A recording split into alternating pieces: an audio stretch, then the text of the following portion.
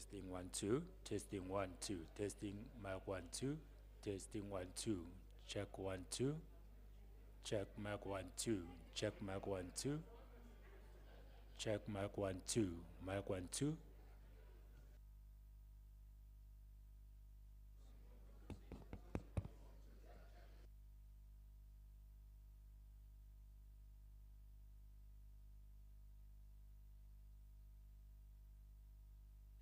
Testing 1 2. Testing 1 2. 1 2 3 4 5 6.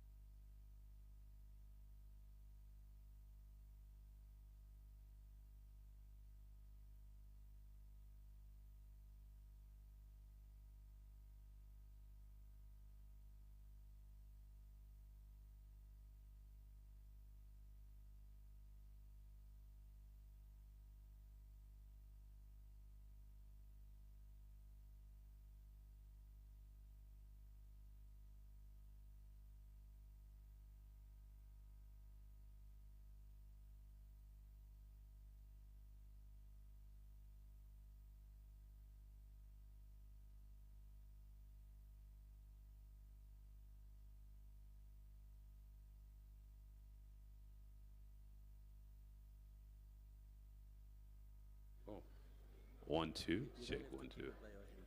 Oh. 1 2. Check 1 2. Is somebody confirming receiving it? I think he's receiving it because he was supposed to give me a signal. Where is he sitting? It's just by. You have control them, yes, I know. Yeah. I think we're okay. I think we're okay because they gave me a sign for this one. It was Yeah. okay. Now if you can get that one, you'll get this one. Okay. Thank you Because very what much. we do with the mayor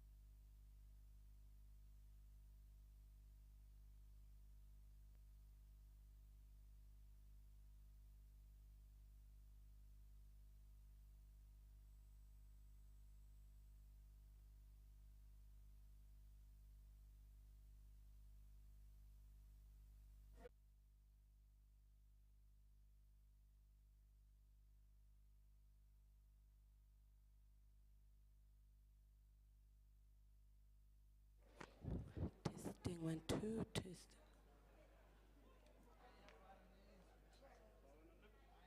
Test.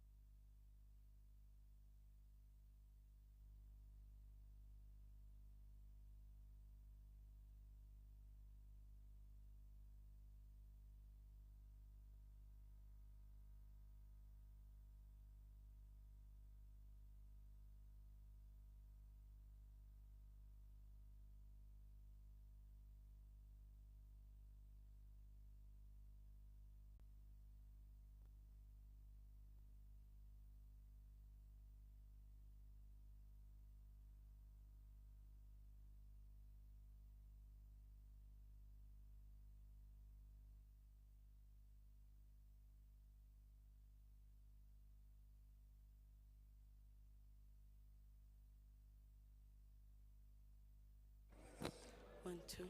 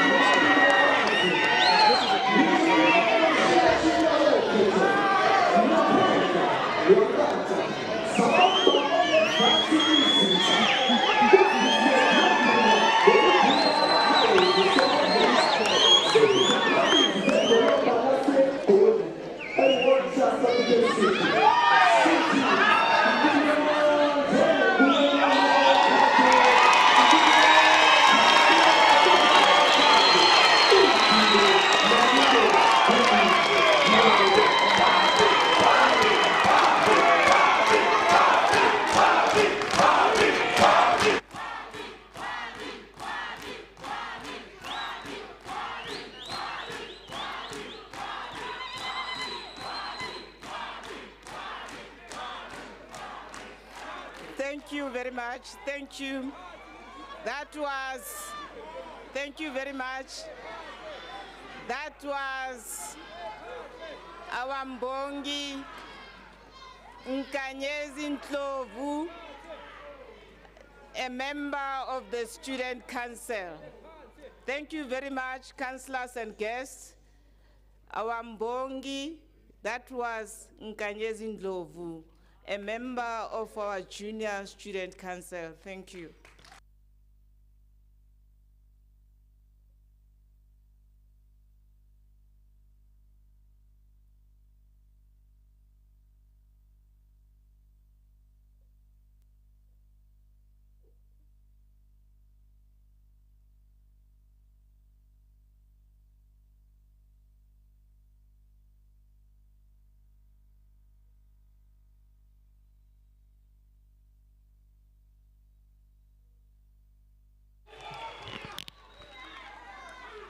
Thank you, councillors. Thank you very much, guests. Shall we remain standing for a moment of silence for prayer and meditation? Let us commit this session into the hands of the Almighty.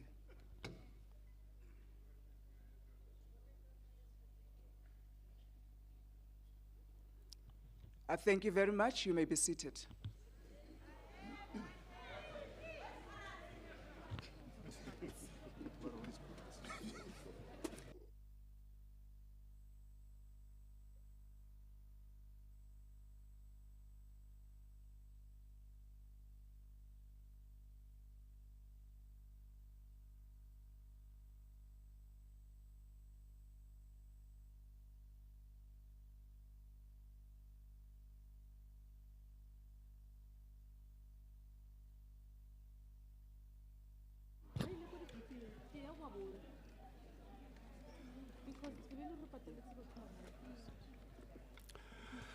It is hereby notified that the State of the City address of the City of Johannesburg Municipality will be held on Tuesday, the 6th of June, 2023, followed by the debate on Wednesday, on the 7th of June, 2023, at 10 a.m., both at the Constance Konibapela Council Chamber in the Metropolitan Center in Bloemfontein.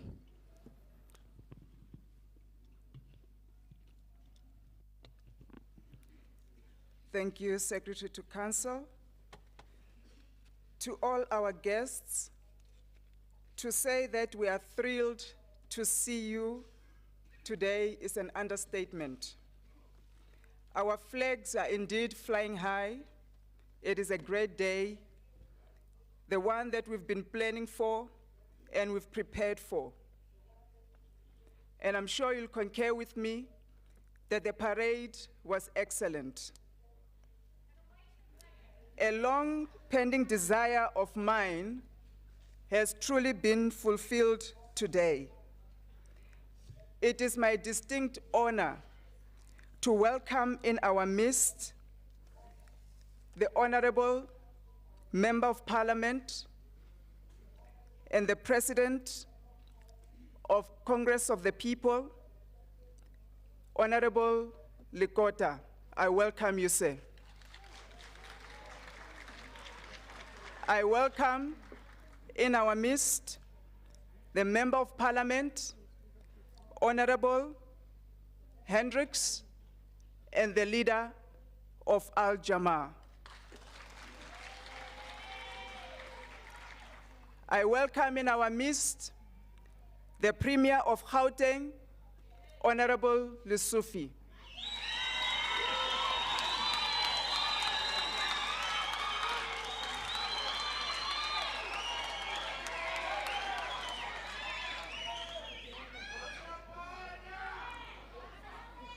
I welcome in our midst today the MEC of Cocta, Honorable Kumalo.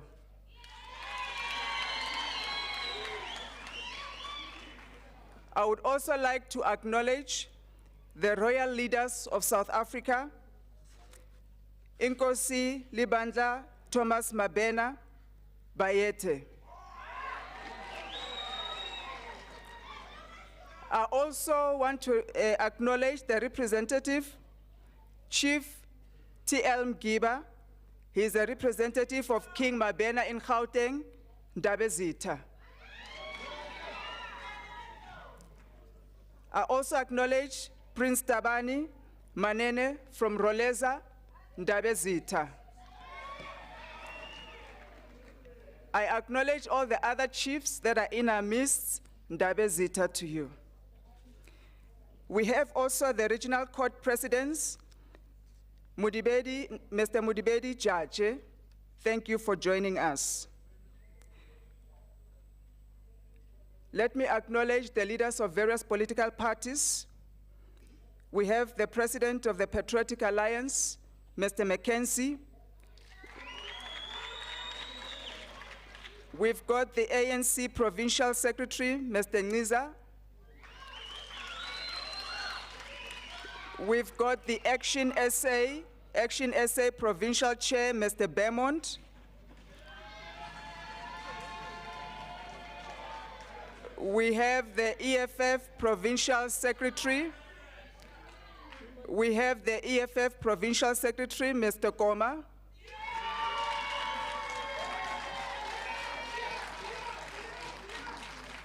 We have the provincial chair of Congress of the People, Mr. Mufokeng. You can clap for Mr. Mufokeng too. We also have the Deputy Secretary General of APC, Ms. Pikelen.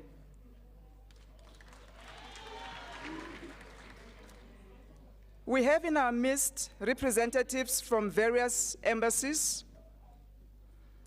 We have the representative of the Czech Republic, the representative of the Japan Embassy, representative of the Palestine Embassy, the representative of Israel of Israel Embassy, the representative of Western Sahara Embassy. I would also like to acknowledge the mayors and speakers from other municipalities. We've got the mayor of Mogale City, Councillor Denny Tupani.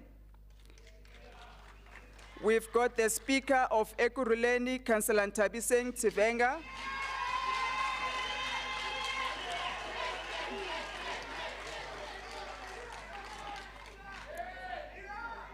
We have the speaker of Tshwane, Councillor Mngedi Nzwanana. We clap for him too. Thank you, Speaker. To my own executive mayor of the city of Johannesburg, Cllr Kabelo Gwamanda, members of the mayoral committee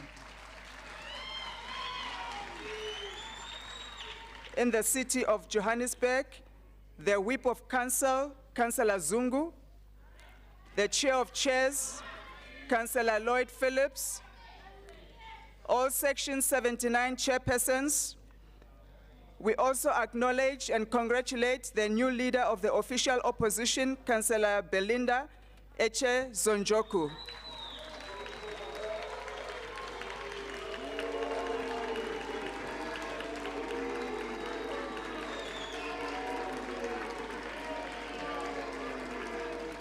Thank you very much, councillors. We also have the member of the junior council. We've got the junior mayor, Councillor Arabile. We also have the junior speaker, Councillor Moodley. We are blessed in our midst to have various religious leaders that have joined us today. We acknowledge the presence of Bishop Mashashani, the president of the South African Council of Churches, the presence of the Dean Archbishop Steve Mureo of the Anglican Church, the presence of Archbishop Abraham Sibia, the presence of Bishop Sono, and all other ministers, all other pastors, all other religious leaders, and leaders of faith-based organizations that have joined us today. We also have business partners that have joined us.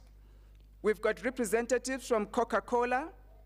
We have representatives from Vodacom. We have representatives from Pan-African Chambers, representatives from the Old Mutual, representatives from Global Roundtable, Kuseni Dlamini Foundation, and Vivian Mukume Foundation.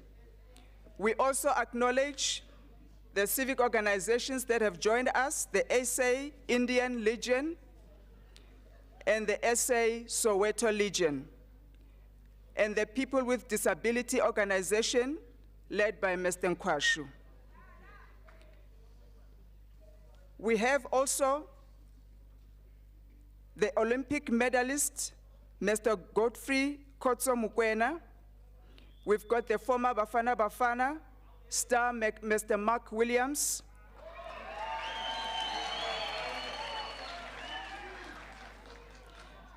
We have the award-winning actor, Mr. Siyabonga Twala. We have special guests in our midst today that would like to honor in this month of June. We remember and commemorate the 16th of June, and we do that in celebration of the whole month with various activities across the city. But today I'm honored to have in our midst Mr. Seth Mazibuko, the youth activist. Mr. Seth Mazibuko is the young man that was photographed carrying Hector Peterson on the 16th of June, 1976. We also have Ms. Antoinette Sitole, the sister of Hector Peterson, whom I believe she may be joining us late or may not be coming due to illness. So I thank you for your presence and for assisting us to celebrate the month of June. And finally, Would like to acknowledge our officials in the city, led by our city manager, Mr. Floyd Brink, Mr. Andile Gobinga, our acting secretary to council, all our city officials, and all the distinguished guests that I may not have acknowledged today. You are truly welcome, and we thank you for your presence. To all our beloved residents that are here with us and those following us online or on television, we welcome you. Ladies and gentlemen, and the members of the media, we thank you for joining us today. I welcome you to the 21st State of the City address of the City of Johannesburg. We've been having this State of the City addresses since 2002, and I'm honored to preside over the 21st SOCA. Thank you very much.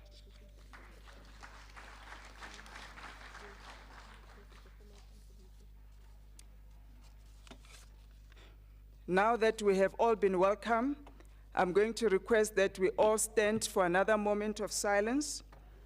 We are going to recognize the lives that we have lost across the city and also across the nation.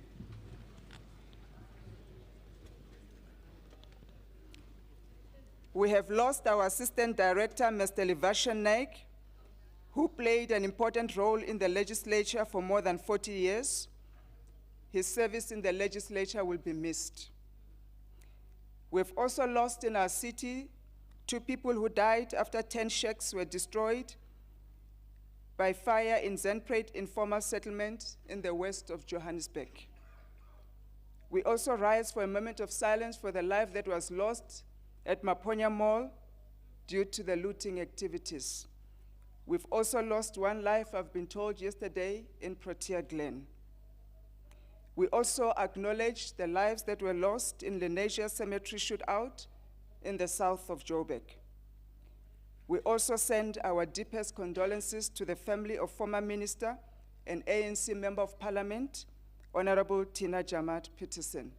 To all those that we may not have mentioned, our loved ones that have departed from us, I would like us to remember them as we pause for a moment of silence and wish the family sincere condolences, and also pray that their souls will rest in eternal peace.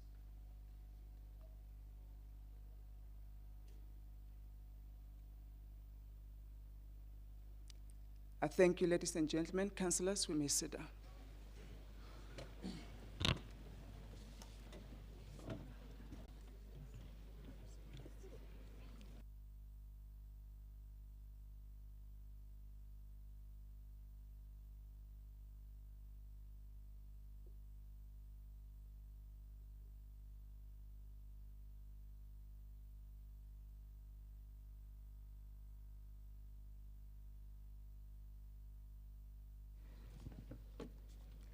Councillors, ladies and gentlemen, the State of the City address is in line with Rule 13 of the Standing Rules and Orders of Council, which provides that at the official opening of Council each year, the Executive Mayor must deliver the State of the City address. The State of the City address is not just an ordinary event, it's a momentous occasion where the city leaders come together to paint a vivid picture of the future of Joburg. It's a chance for residents and stakeholders to hear about the city's progress and plans and to be inspired to work together towards a brighter future for all of us.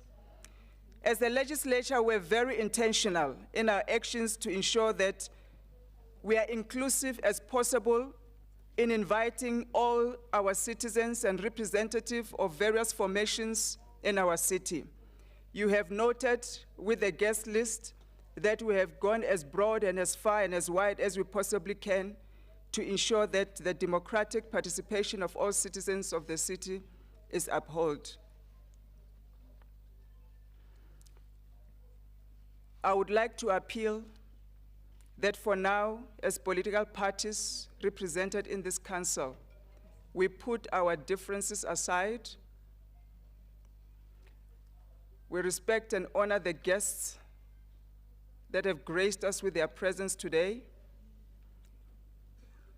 And instead, we celebrate what brings us together, which is the city of Johannesburg and allow the Executive Mayor of the City of Johannesburg to make his presentation in the most dignified and honorable manner. It is my pleasant duty and great honor right now to welcome the Executive Mayor of Joburg, Cllr Gwamanda, to deliver his maiden State of the City address.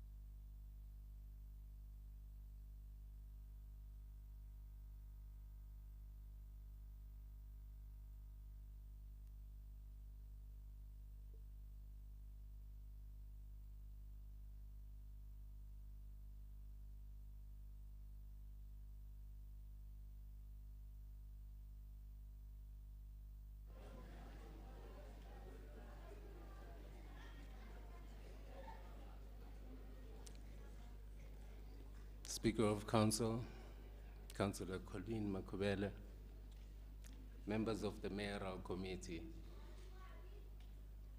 the Chief Whip of Council, Councillor Zungu, Chair of Chairs, Councillor Phillips, all chairpersons of the Section 79 Oversight Committees, fellow councillors, City Manager, Mr. Floyd Brink, Chairperson of the Government of Local Unity Political Management Committee, Mr. Sasabona Manganye, Chairperson of the Minority Governing Parties, Councillor Arnold, leadership of coalition parties, leaders of political parties represented in council, religious and business leaders in our midst, leaders from various societies, organizations,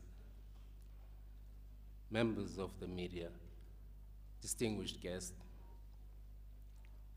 residents of the city of Johannesburg, ladies and gentlemen, I welcome you all.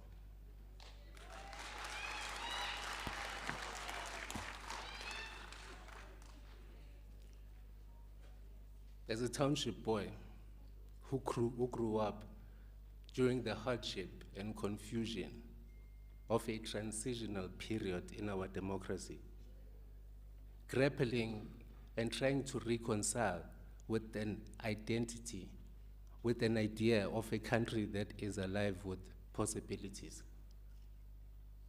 A month ago, I stood on this very same lectern and assumed the role of executive mayor. I myself could have never have imagined the possibility that manifested itself in such a great honor and purpose and fortitude.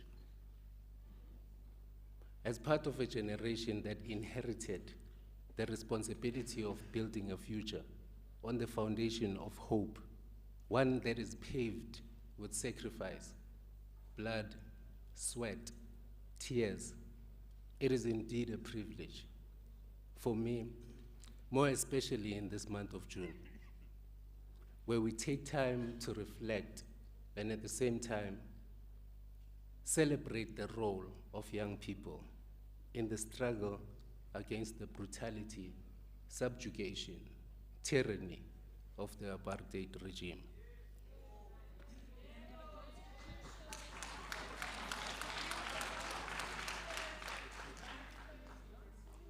As we enjoy fruits of this tree of liberty, let us not forget the systematic and deliberate irrigation thereto. Ladies and gentlemen, as a proud symbol of this current generation, standing tall on the shoulders of giants, I am proud to play an active and meaningful role in shaping the future. Madam Speaker, as the first of my kind, the youngest executive mayor of this great city, that is the biggest economic hub in the African continent, I would like to believe that I am certainly not the last.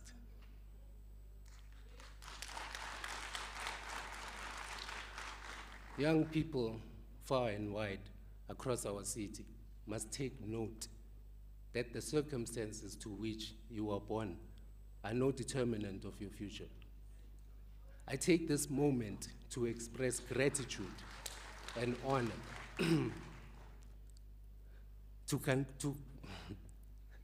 to the courageous youth of 1976, and in the same breath, acknowledge the resilience of the youth of today and the modern struggles that they are faced with.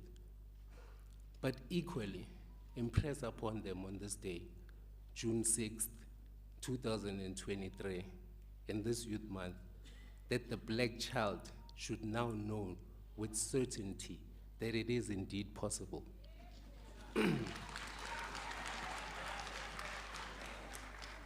Madam Speaker, the City of Johannesburg Metropolitan Municipality has in itself an equal share of difficulties emanating from the transitional period of our political landscape. And as we know, coalition governments define our modern status quo. However, let us observe the implications thereto as we address the state of the city.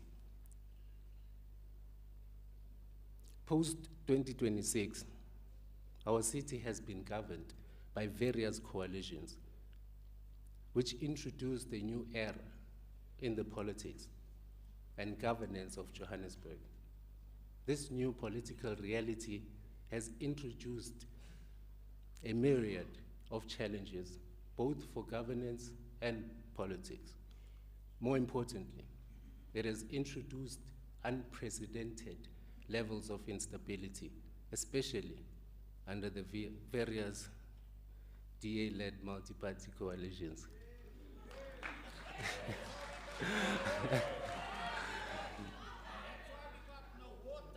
that have sought to settle political scores as opposed to servicing residents.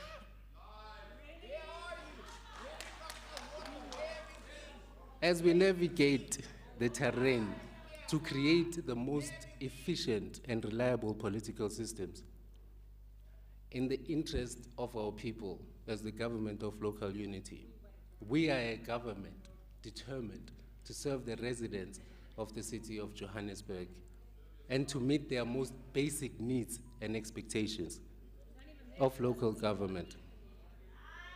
Our people want to live and work in a safe and clean city. They want to travel on maintained and tar roads. They want to open their taps every morning and find clean water flowing. And this is the mandate to which we are committed, equal to all residents across the city. It is with earnestness and humility and determination that I share with you the current state of progress as reflected in our corporate scorecard as the city of Johannesburg, acknowledging that we find ourselves at a performance level of 66% at the end of this third quarter. While this number may not meet our initial expectation, it is essential to recognize the significant strides that we have made despite the challenges that were inherited by the GLU. When we assumed office, we were faced with a fragile state of finances that demanded immediate attention. It necessitated aligning our priorities and rebasing our budget to lay the foundation of sustainable growth and development. In the face of this daunting task, our administration embarked on a journey of restructuring, making tough decisions, and implementing strategic reforms. We recognized the importance of fiscal responsibility and transparency, the pillars of effective governance.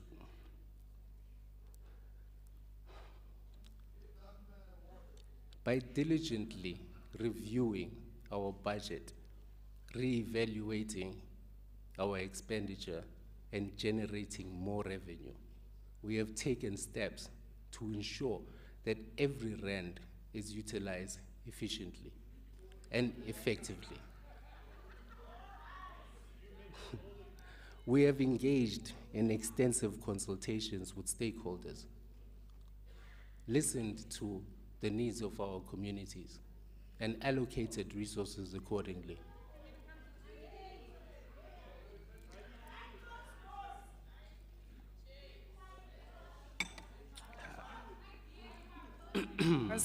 Councillors, I'm appealing for order.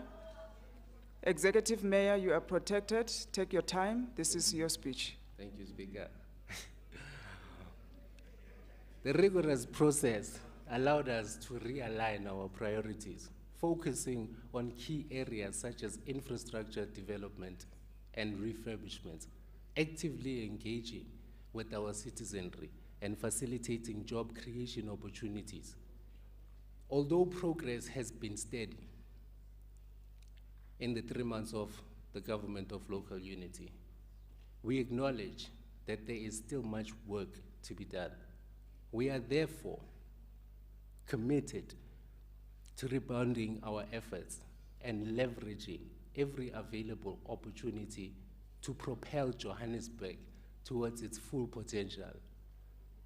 We will continue to build a city that thrives, a city that uplifts its residents, and a city that we can all be proud to call home. However, Madam Speaker, in order to attain this envisaged city, we must first be cognizant of our reality, lest we be accused of daydreaming and doing nothing. We acknowledge our current reality, that Johannesburg continues to battle a number of developmental challenges, amongst others. Spatial inequality persists with disparities in access to service and opportunities visible across different areas. Unemployment rates remain high, threatening the livelihoods of many of our residents. A lack of affordable housing has led the proliferation of informal settlements and further exacerbating the living conditions of the poor. Not you, the poor.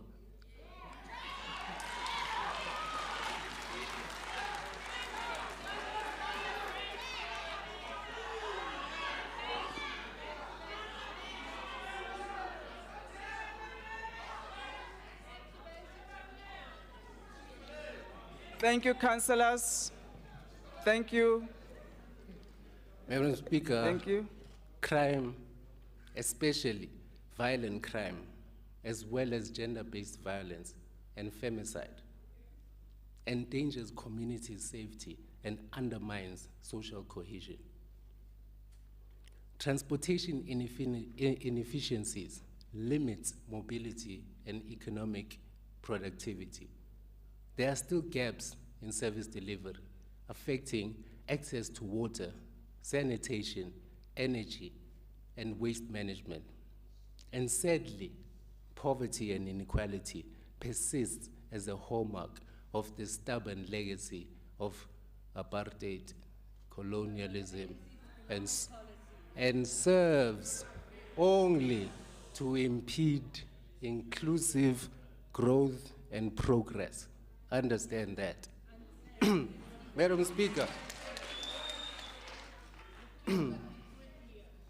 Madam Speaker and fellow councillors, there comes a time when one must take a position that is neither politically safe nor popular.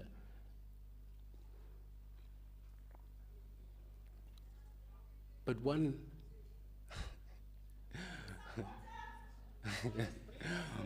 but this has to be taken because one's conscience dictates that it is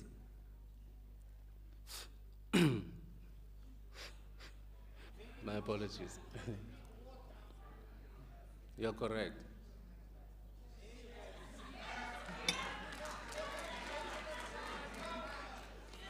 Madam Speaker, these steps need to be taken, but it has to be taken because one's conscience dictates that it is the right thing to do. And today, I would like to project a true reflection of the state of our city. Over the past 3 weeks, I delved into the working mechanisms, trying to understand the true state of the city of Johannesburg.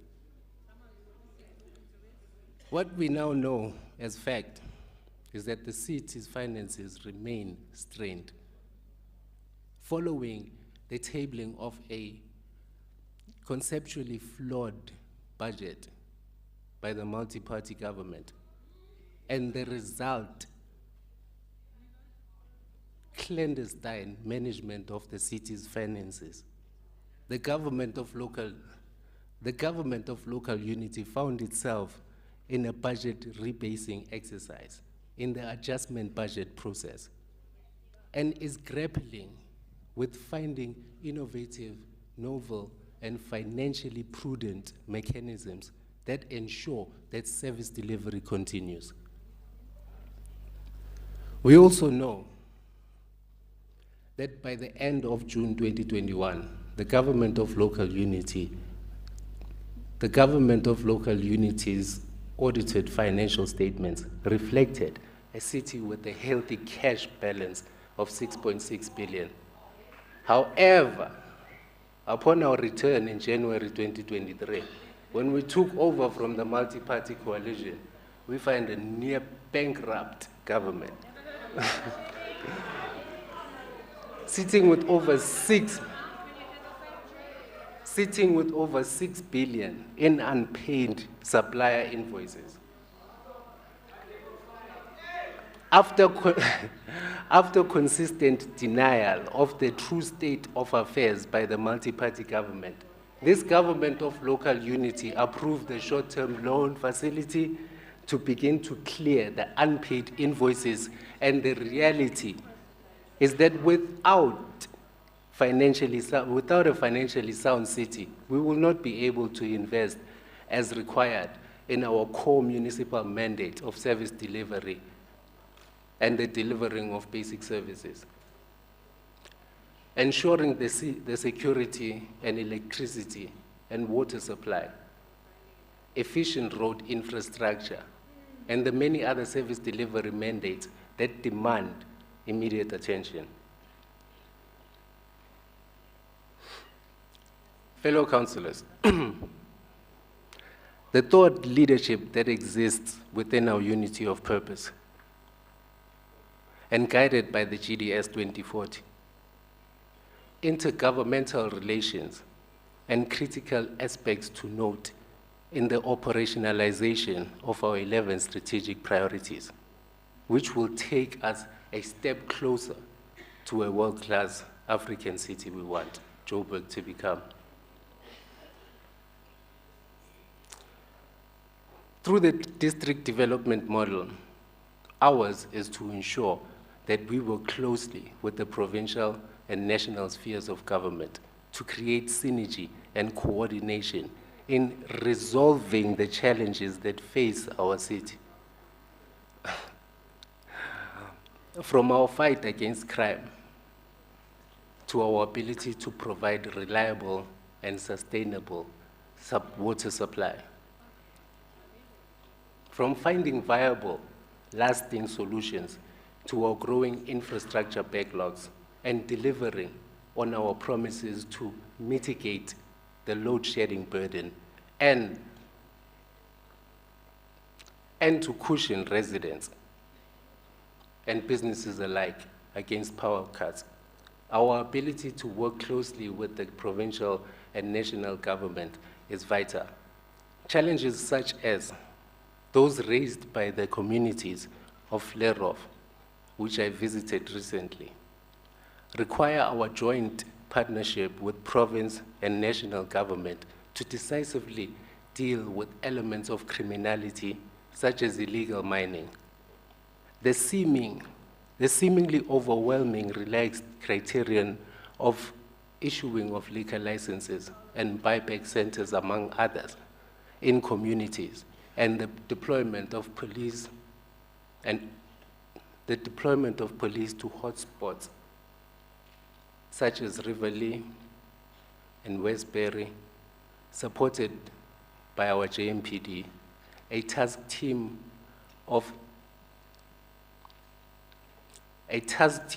on illegal mining and the rehabilitation of mine dumps in particular will soon be announced, bringing to the table business communities, law enforcement agencies, and the municipality itself. We are confident that with reactivating these intergovernmental relations will allow alignment of different spheres of government and serves as an enabler of realistic prospects of impactful solutions for our residents' daily lived experiences.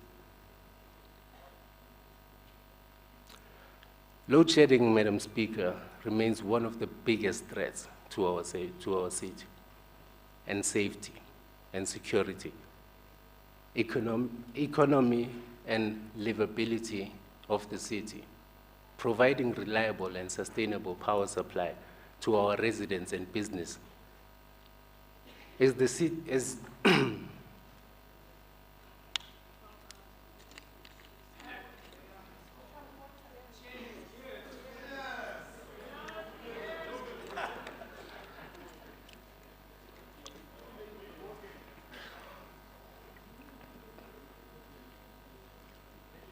Madam Speaker, power supply of electricity to residents and businesses in the city is one of the foremost priorities of the government of local unity.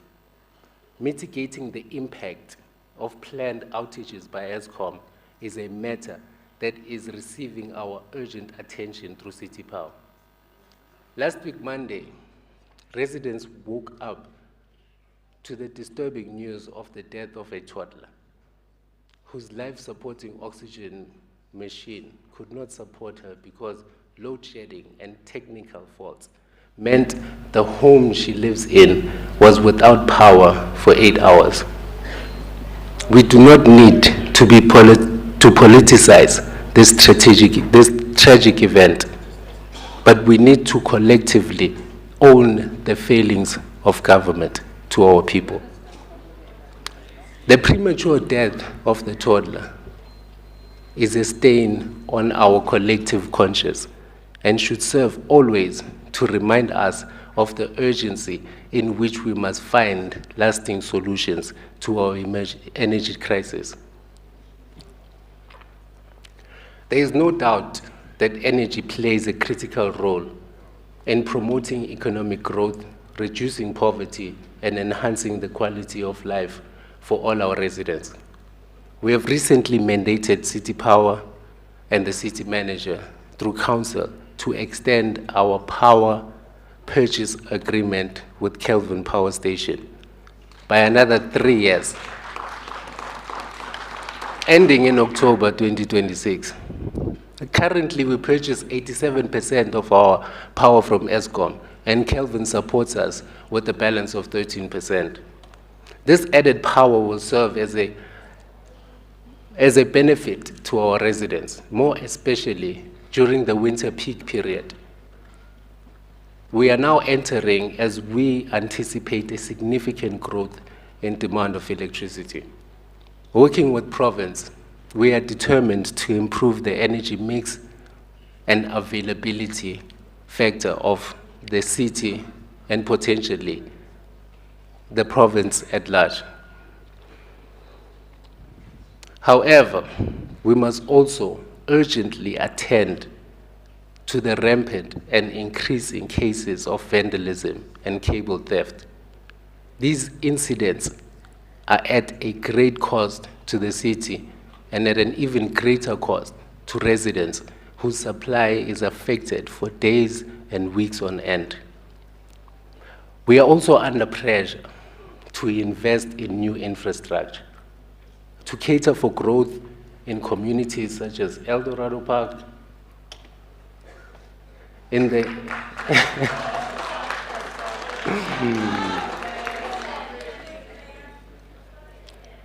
the people of El Dorado Park are in the dark due to the daily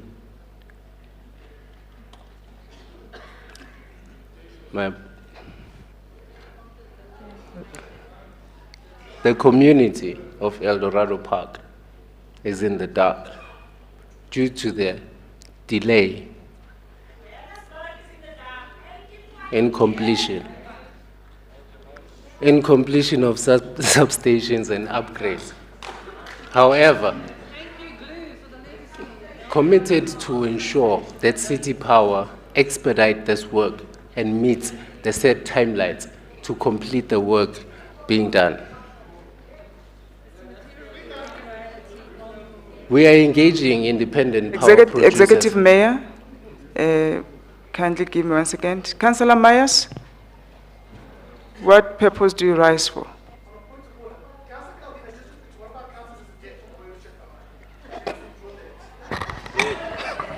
Councillor Kaldin.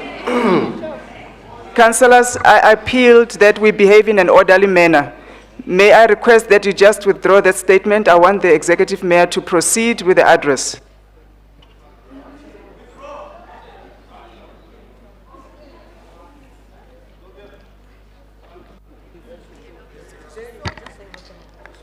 That's why the councillors are resigning. I withdraw Speaker, I withdraw devil worshipper. I appreciate it.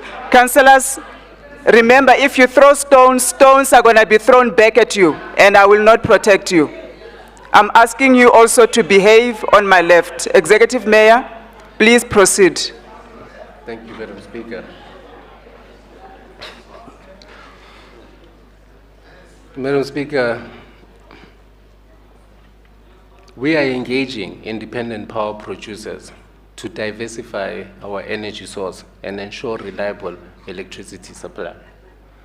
Additionally, we will roll out rooftop solar installations for disadvantaged households in our city's most disadvantaged areas. By promoting renewable energy adoption, we aim to enhance energy security, reduce electricity costs, and contribute to the greener and more environmentally sustainable Johannesburg. Madam Speaker, fellow councillors, taking bold action is imperative. We must implement strategic interventions that address these challenges head-on. In January 2023, the government of local unity returned to office. In this coalition, we promised a renewed sense of purpose and a commitment to collaborative governance. We have promised to stand united in our resolve to confront the challenges that lie before us and shape a future worthy of our resilient city of Johannesburg. In the context of the GLU, our politics are reimagined, which means that we will explore new and innovative ways of dealing with the many challenges that our city faces. We committed that despite our differences, political backgrounds, and ideological persuasions, we would come together and govern, united by our common priorities and sense of duty to serve the people and make the city of Johannesburg work.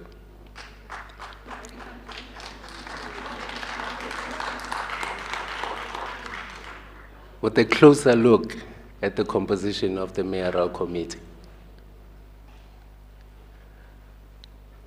You will discover the commitment projected in the faces of our continued commitment to service delivery.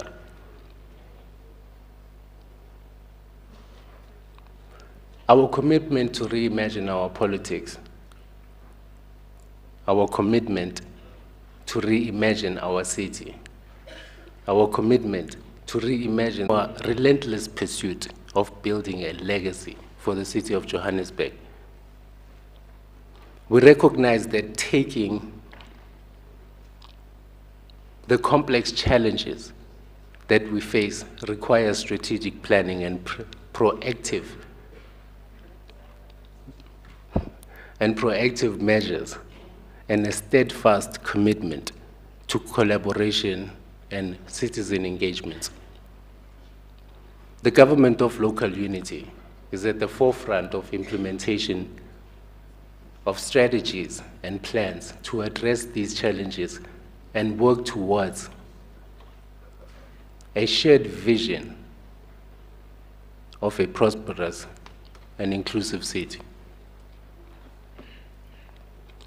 Our integrated development plan, deemed the People's Plan, as the theme of our 2023-2024 IDP process, represents the embodiment of our commitment to inclusive governance and resident-centered decision-making.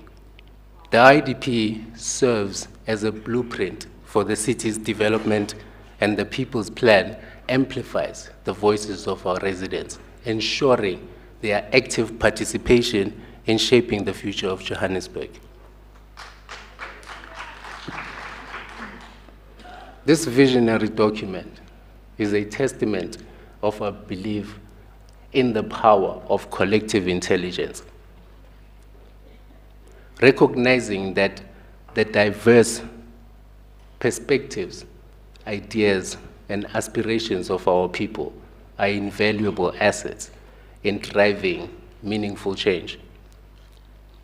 The People's Plan establishes a platform for dialogue, collaboration, and shared responsibility, enabling us to align our policies, programs, and projects with the real needs and aspirations of our communities. By placing residents at the heart of the planning process, the People's Plan reflects our unwavering commitment to building a city that truly belongs to its people, and one that is inclusive, equitable, and responsive to the diverse needs of our vibrant and dynamic population. I have noted the concerns of residents that were raised through the regions across the city of Johannesburg, were common to concerns raised in Region A, the need for skills development, a request for formalization of informal settlement, electrification and infrastructure upgrades. In Region B, the need for safety patrol and crime surveillance. I have noted the recycling and cleaning up concerns and requests for a taxi rank expansion. Region C,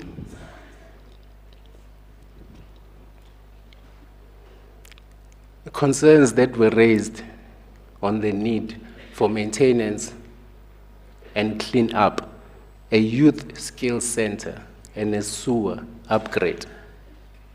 In Region D,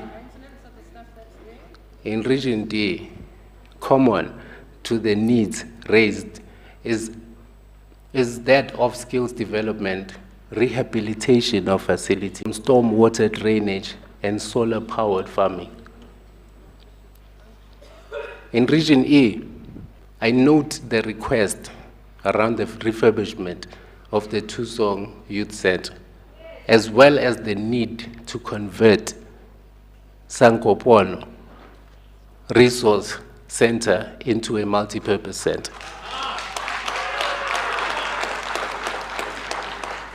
I note the concerns raised by Limbro, amongst them being the refurbishment of the Limbro Park Library, sports facilities, as well as the Cllr Lower Bridge refurbishment.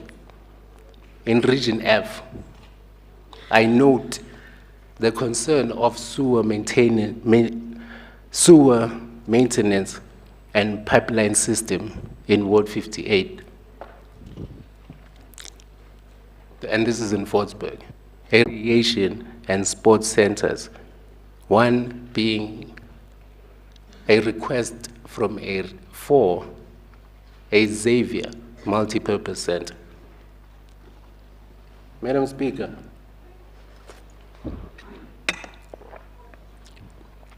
I further note the request for the Slovo social housing electrification. In Region G, I take note of the request for a skills development center, a fully operational library in Ennerdale, as well as a request for a swimming pool in Ward 5.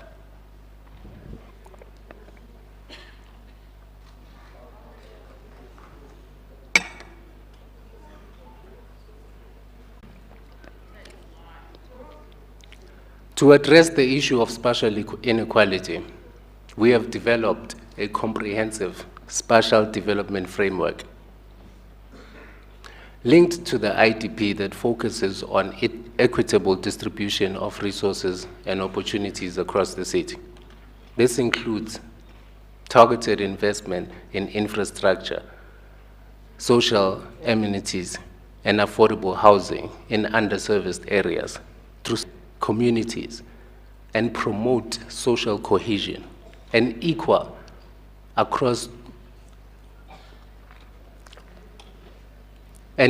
access to essential services across all our regions for all our residents. Fellow residents of Johannesburg, I want to assure you that the government of local unity is committed to taking a proactive approach in addressing the challenges facing our city and communities. Through strategic planning, collaboration, and citizen engagement, we are laying the foundation for a brighter future.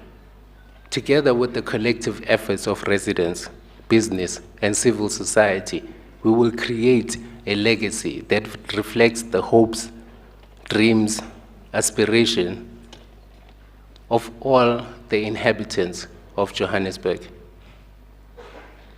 The Johannesburg Growth and Development Strategy, GDS 2040, has been in the past and continues to be a cornerstone for the government of local unity's strategic vision. It provides a lane through which we can view the Johannesburg of the future and defines the type of society we want to achieve in 2040. In order to make decisive inroads towards the realization of our 4 outcomes of GDS during this term, we as the government of local unity have resolved on 11 strategic priorities. These are good governance, financial sustainability, an energy mix, sustainable service delivery, infrastructure development and refurbishment, job opportunity and creation, safer cities, and active and engaged citizenry, sustainable economic growth, green economy, and a smart city. With these priorities, we, together with my team of capable MMCs,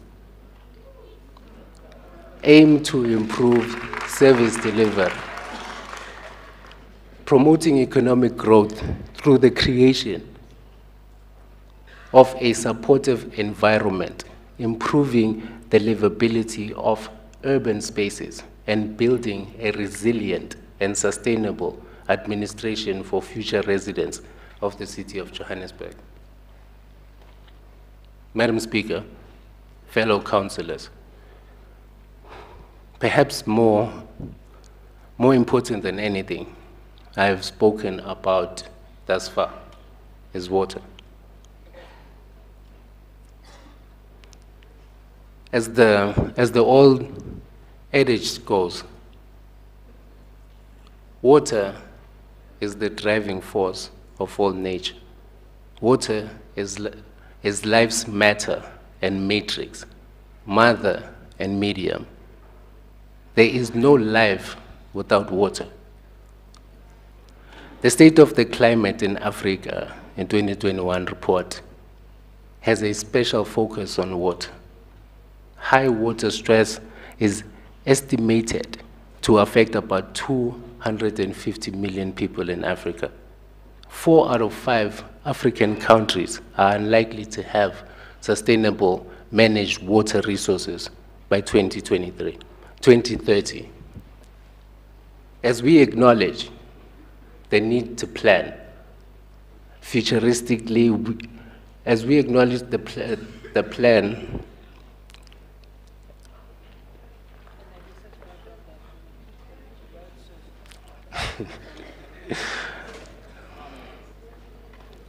as we acknowledge, once again, the need to plan futuristically, Councillor. We cannot deny the current infrastructure challenges that contribute to water shortages within the city. These issues remain high on my agenda, and I will continue to work with the mayoral committee and the city's administration to find solutions, long-term solutions at that, to the infrastructure problems plaguing the city. One of our service delivery imperatives is that Joburg Water continues to invest in building and upgrading the bulk water infrastructure. This is in the context of water.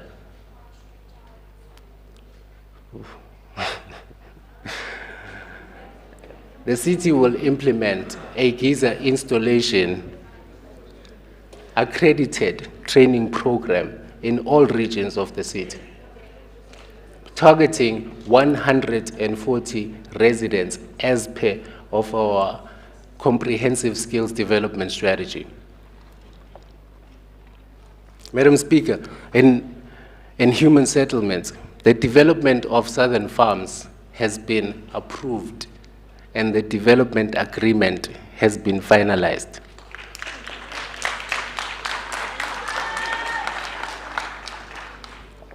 After a long process, the implementation of the Southern Farms project will finally commence in the 2023-2024 financial year.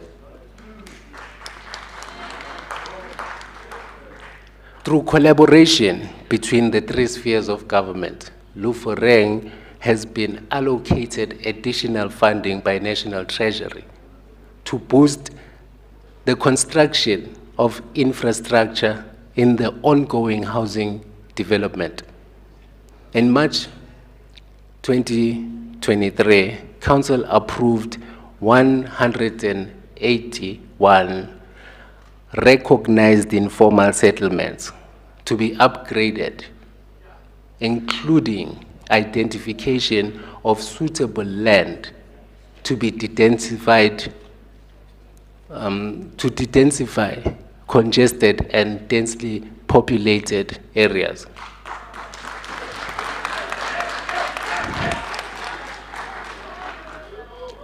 It cannot go without saying that as the economic hub of our country and continent, Joburg attracts people from all walks of life. Those seeking to improve the quality of their lives, However, this migration of people to our city also puts pressure on the city's infrastructure, security, and emergency response systems. In addressing these challenges,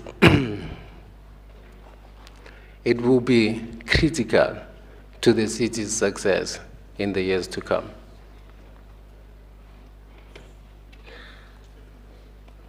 Madam Speaker,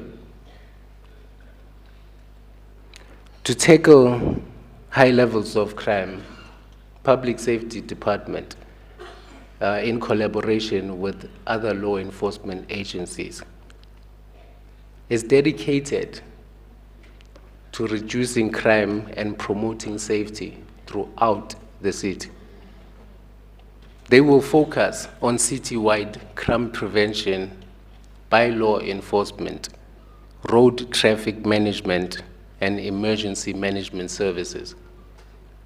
A reimagined, resilient Johannesburg is one in which residents feel safe and protected at all times, regardless of their agenda or sexual orientation, regardless of their age or dress code, regardless of their vulnerabilities or level of security. Our people must feel safe at all times in this world-class African city. Fighting and defeating crime is a top priority for the government of local unity. To bolster our efforts in fighting crime, we plan to procure approximately 2,000 crime wardens in the city of Johannesburg. 2,000. It's not much, but we are trying.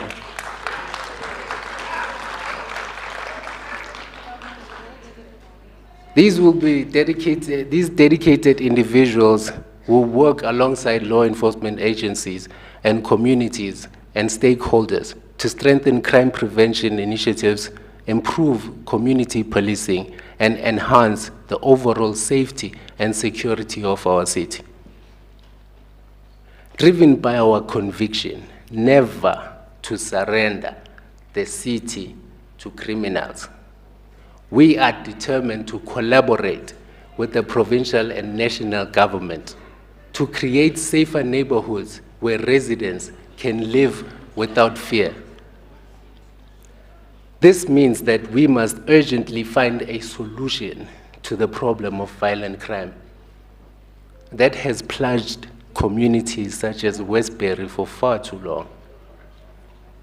We must rescue our children from trappings of alcohol abuse, drugs, and gangsterism.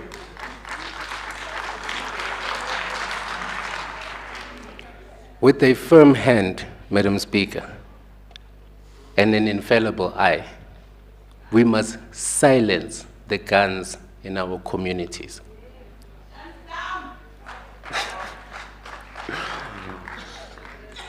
Through the multidisciplinary operation led by the Public Safety Department, we will restore the rule of law in the inner city and ensure the safety of all who live, work in the inner city.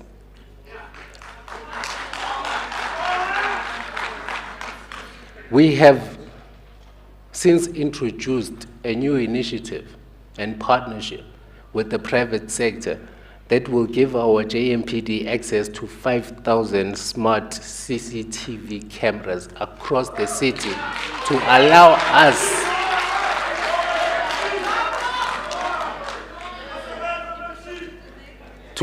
us to monitor, track, and trace crime suspects and perpetrators across the city. Recent collaborations in this regard have allowed us to apprehend robbery suspects and hijacked vehicles, including pedestrian criminals across the city. In the coming weeks, we will also announce a program to deal decisively with the problem of hijacked buildings and the lawlessness associated with it.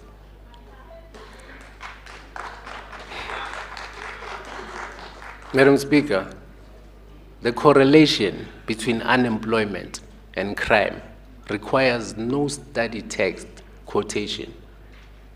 In this room, too many of us have seen the impact of unemployment and the social health of our communities.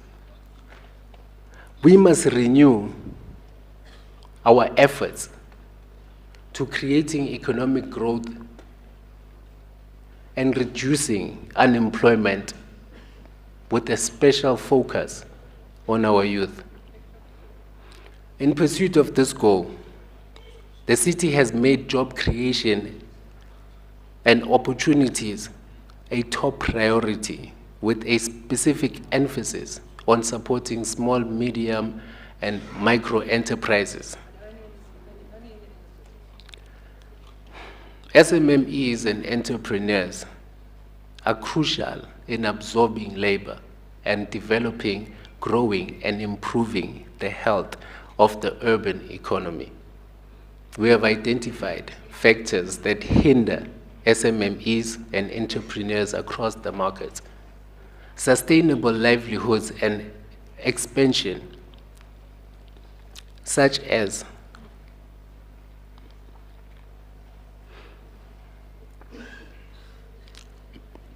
fellow councillor and councillors.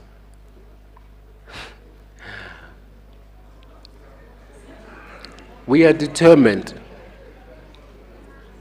to create an enabling environment for SMMEs and entrepreneurs to thrive.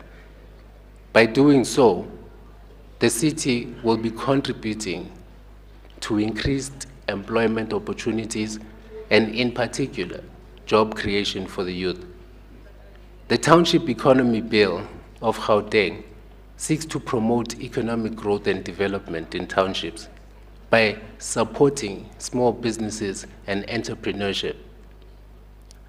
To implement this in Johannesburg, there needs to be a focus on creating an enabling environment for business to thrive, providing access to funding and resources, and building partnerships between government, the private sector, the community, and organizations alike.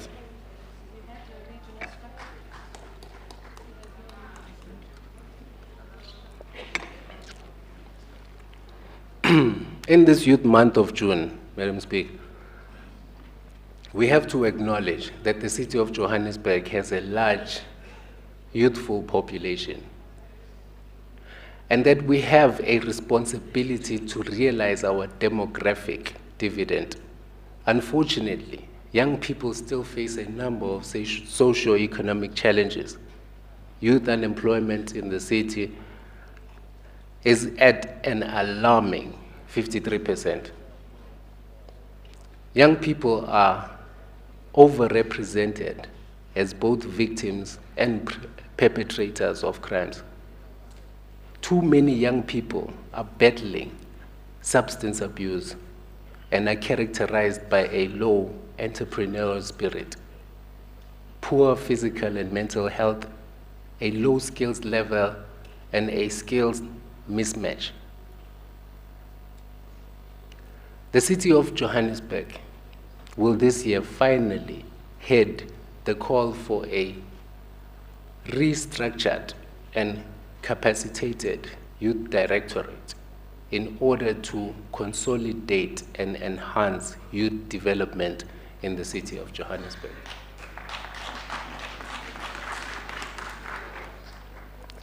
The Youth Directorate will ensure youth development mainstreaming in all government departments and city-owned entities, and an accelerated call for social justice through education. This will include economic empowerment, skills development, preferential procurement, and social development.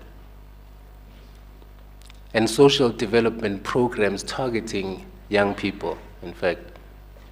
The Directorate will collaborate with various stakeholders to ensure maximum impact and that ordinary young people in the city of Johannesburg have a dedicated structure to serve their needs and ensure that the city realizes its demographic dividend. Madam Speaker, we are determined to embark on women economic empowerment programs aimed at ensuring the maximum participation of women in the mainstream economy. This will include the facilitation of access to finance and markets, and part of the National Strategic Framework on Gender Equality. In instances of gender-based violence, the city will provide psychological support and legal assistance to survivors. Furthermore, we will establish a gender-based violence advisory committee to address these issues comprehensively. Our aim is to ensure that victims of gender-based violence receive shelter, 3 meals a day, and the necessary support they require. We also aim to establish self-sustainable food gardens in various communities, specifically targeting child-headed families and vulnerable women heading indigent households. As the economic hub,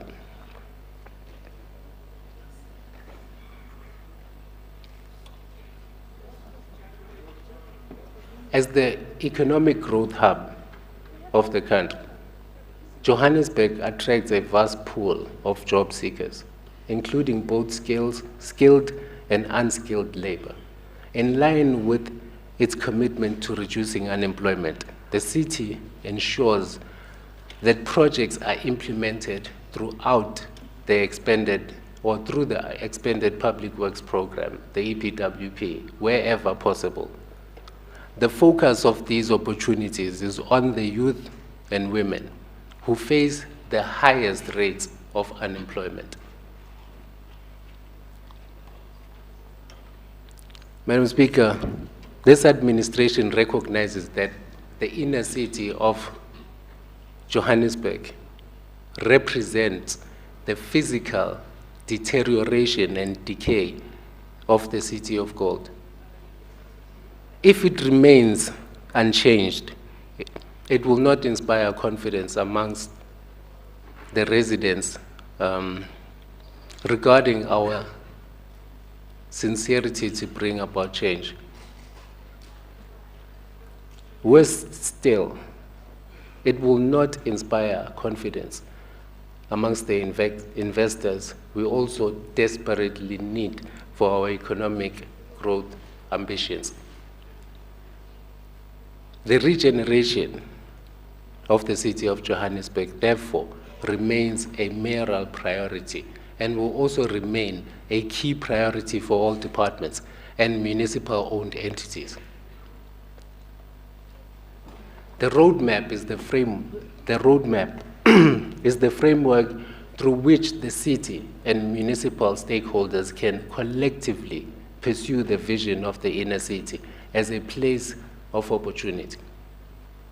This will be achieved by making sure that the inner city remains a well-governed, transformed, safe, clean, and sustainable space which offers high-quality sustainable services, supports vibrant economic activities, and provides a warm welcome for all residents, migrants, commuters, workers, traders, investors, and tourists. Regarding investment attraction,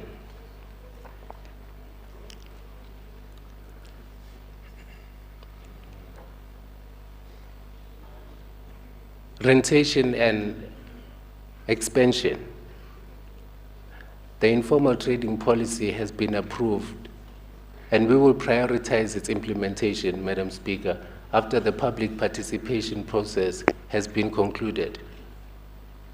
the special rating areas policy that will see us working with the private sector in providing top-up services will also take priority for this administration.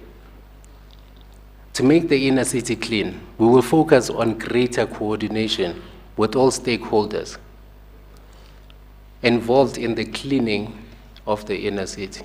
However, there must be an appreciation that keeping the inner city clean is not the responsibility of the municipality alone.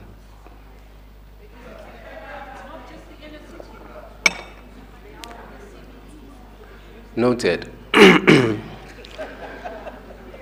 We all have a duty to keep our city clean. We must not litter. We must always be conscious, patriotic, active, and engaged citizens who love Johannesburg. Working with the provincial government, we will pay special attention to the proliferation of liquor outlets in the inner city in relation to our own bylaws and assess how this contributes to the inner city's deterioration. As much as we face significant challenges in the inner city, it is not all doom and gloom. Our investment strategy targeted at the inner city is beginning to yield significant results, Councillor. Braamfontein, which is now designated as a student precinct, is seeing a massive boom in the development of student accommodation. The noticeable development brought about by the ABSA towers and surroundings is also a good example of what we are talking about.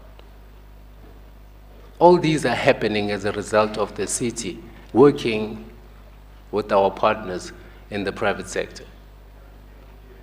We have focused our attention on the High Court precinct, Councillor, where we have decisively dealt with lawlessness within the precinct. We have appointed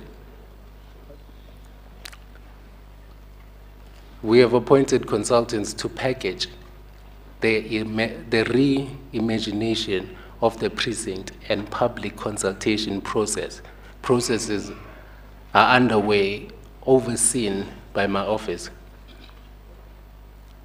As our regeneration model is precinct-based, we will also give attention to other precincts like the Mpilo Dudu precinct, where the St. Mary's Anglican Cathedral is situated.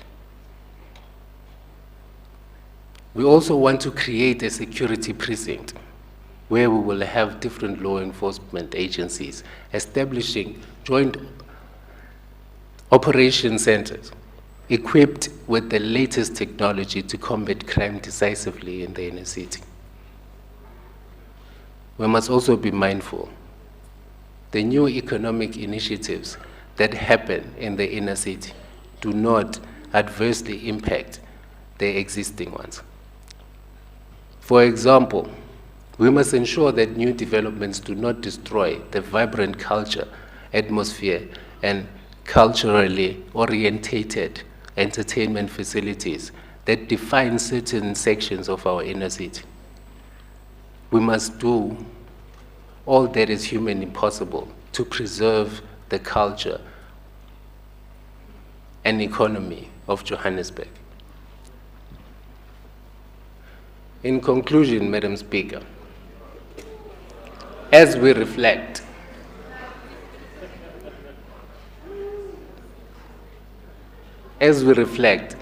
on our journey, let us remember the unwavering spirit that resides within us, that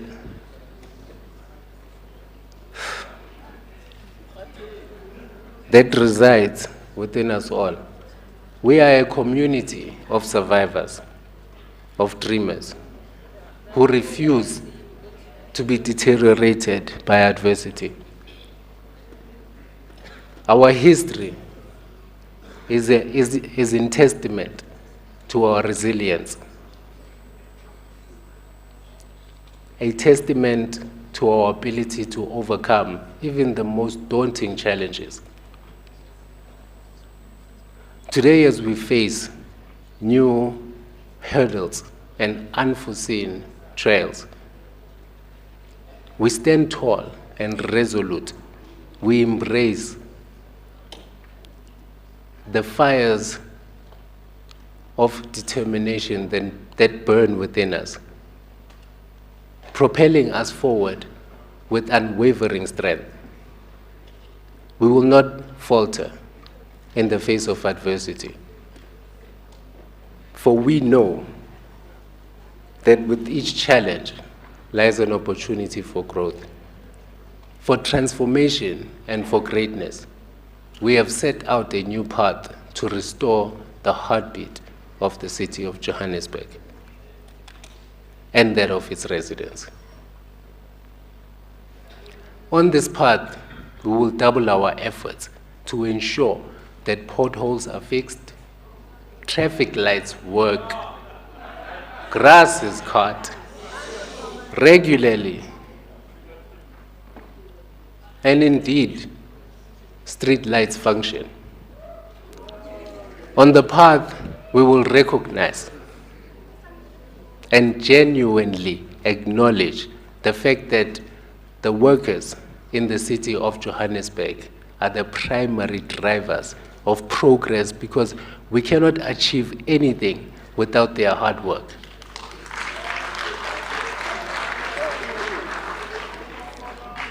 On this path, we shall not be judged by how many times our actions grab the headlines, or how often our utterances are deemed worthy of sound bites by the opposition, nor shall we be judged by the frequency with which we trend on Twitter, Facebook, or any other social media platform.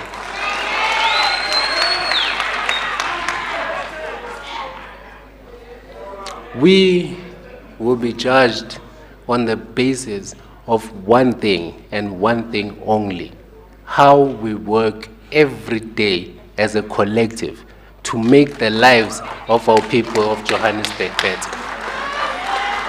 Madam Speaker, fellow councillors, residents of Johannesburg, I have delivered the state of our city, and I have outlined how we can use the past and understand who we are in order to take the necessary and decisive action to rebuild a resilient Johannesburg that is people-centric. Now let us collaborate in bringing back the heartbeat of a world-class African city. Madam Speaker, I thank you.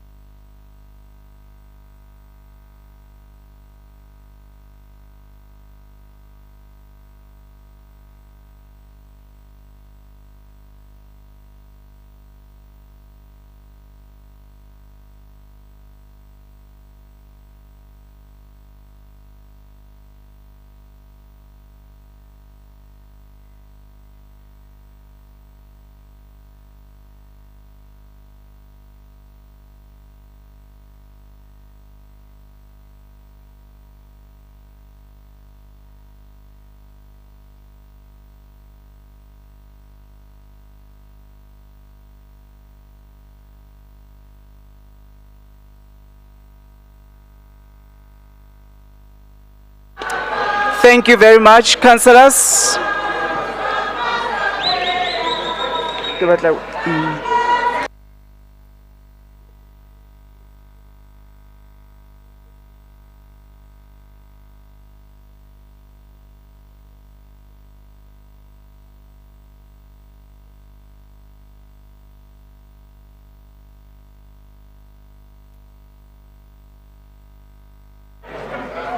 Thank you, councillors.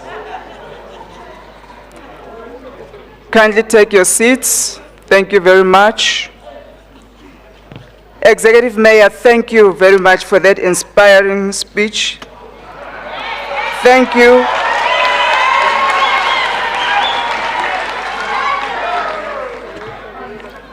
Thank you for that delivery of the State of the City address. You have indeed reminded us collectively, Executive Mayor, that we cannot be satisfied with just calling ourselves the world-class African city, the economic hub of Africa. But we must dedicate ourselves to doing those great and historic things that only world-class African people do. Those small things that world-class African citizens do, like do not litter, be patriotic, active and engaged citizenry, assisting our city in service delivery and crime prevention, investing in our city to build Joburg that is people-centric. Thank you, Executive Mayor.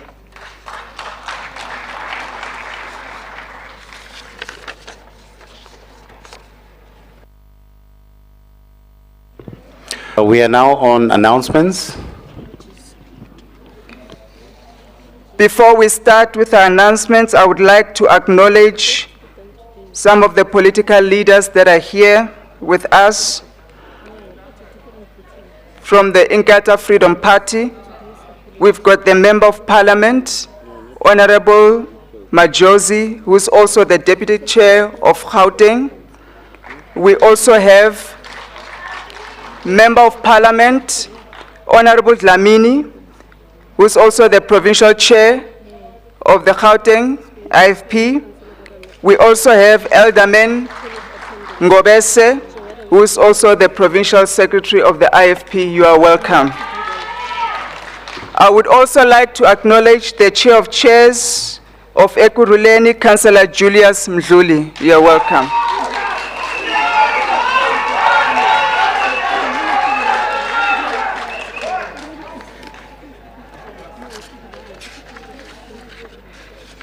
Councillors, there will be a post-soccer press briefing here in the chambers.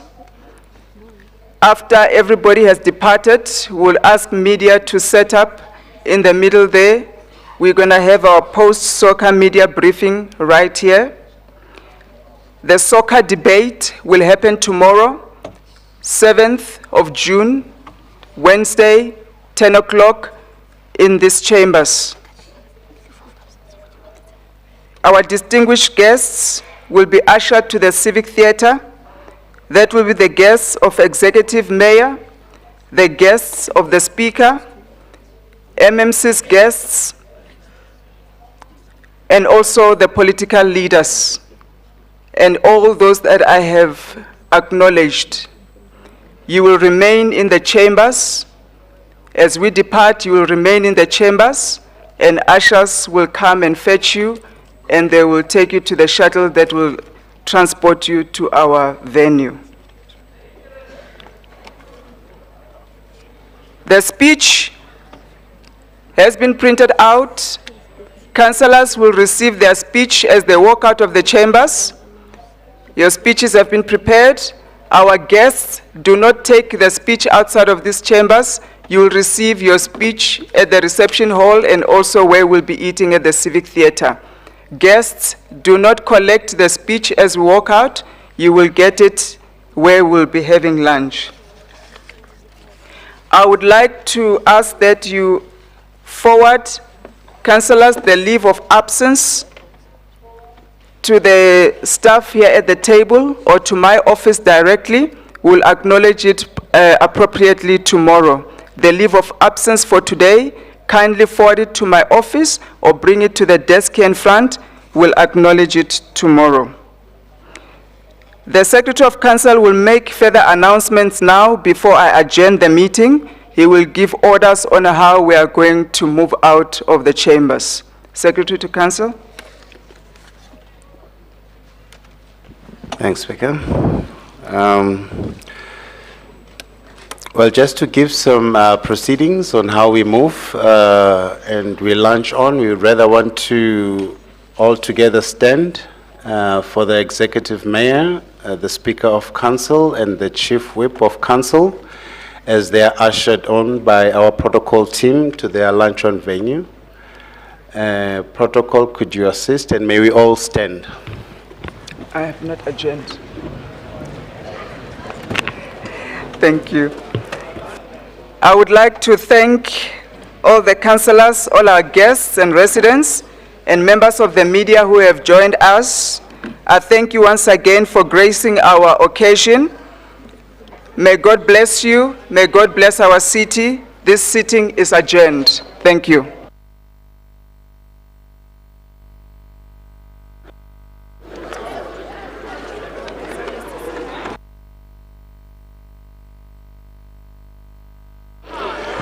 May I ask the officials and members of the public to remain standing until the Speaker, followed by the Executive Mayor and the Chief Whip of Council.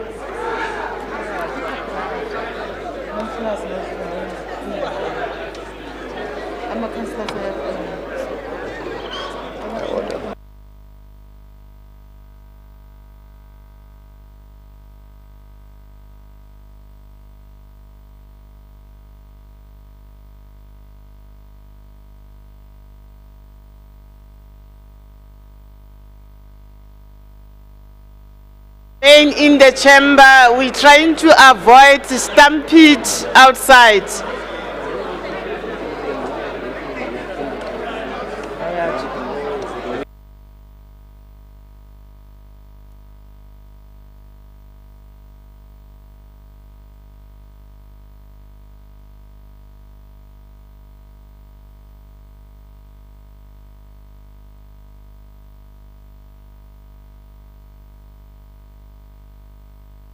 The chamber, please proceed to the reception. The councillors that are leaving the chamber, please proceed to the reception room.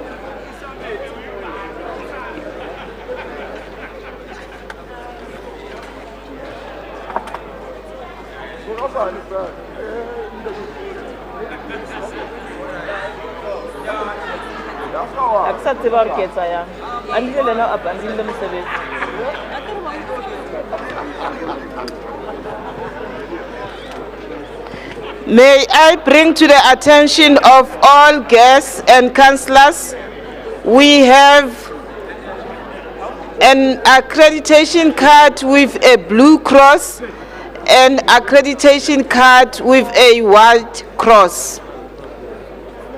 All the councillors and guests with accreditation cards marked with a white cross. No.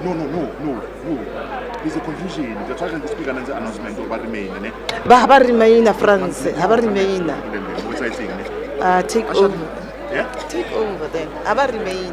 Remain. What's the secretary? They didn't. The councillor stood up and left.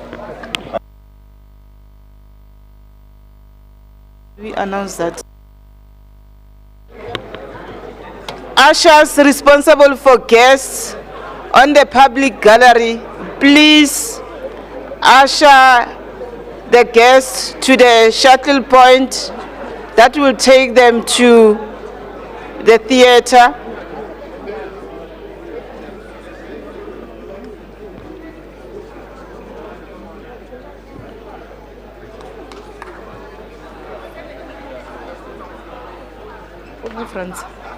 Which SLA is that?